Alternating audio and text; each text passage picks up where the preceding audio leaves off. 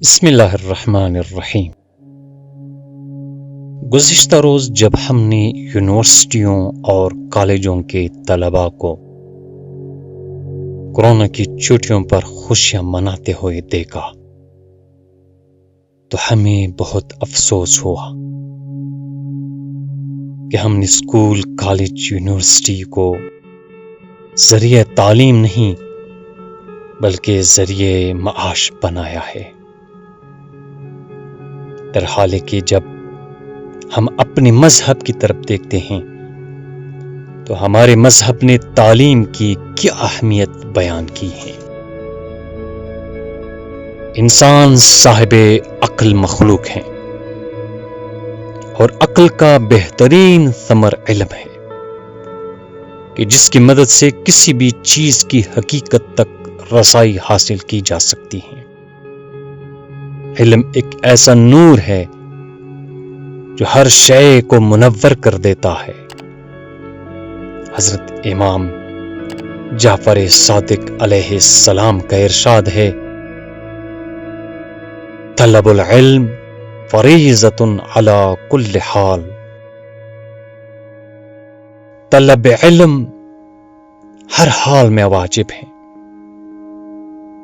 ایک اور روایت میں ہے کہ جب انسان علم کا ایک باب حاصل کرے تو یہ اس سے کہیں بہتر ہے کہ کوہ ابو قبیس کے برابر سونا اس سے ملے اور وہ اسے راہ خدا میں خرچ کر دے۔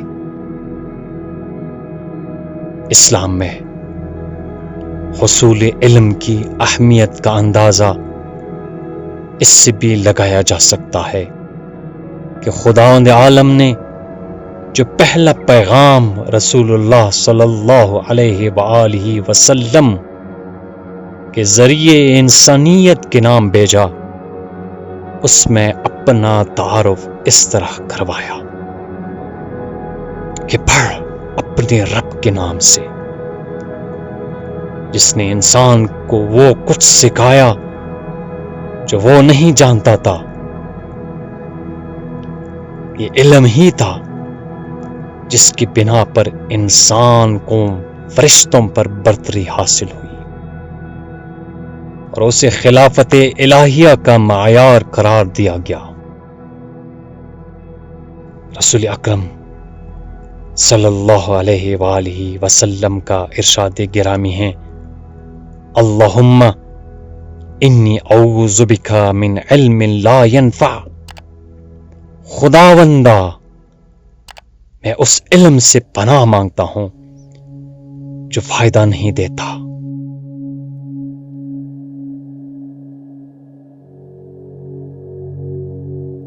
امام جعفر صادق علیہ السلام فرماتے ہیں، علم خدا کا نور ہے، وہ جسے ہدایت کرنا چاہتا ہے اس کے دل میں ڈال دیتا ہے۔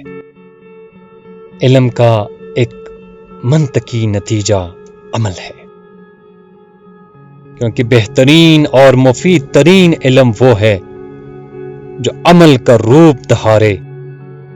علم جب تک کتاب یا زبان کی زینت ہوگا تو لائبریری یا ظاہری شخصیت کی خوبصورتی میں اضافے کا باعث ہوگا، مگر جب علم میں ڈھل جائے تو اصلاح معاشرہ کا کام دیتا ہے۔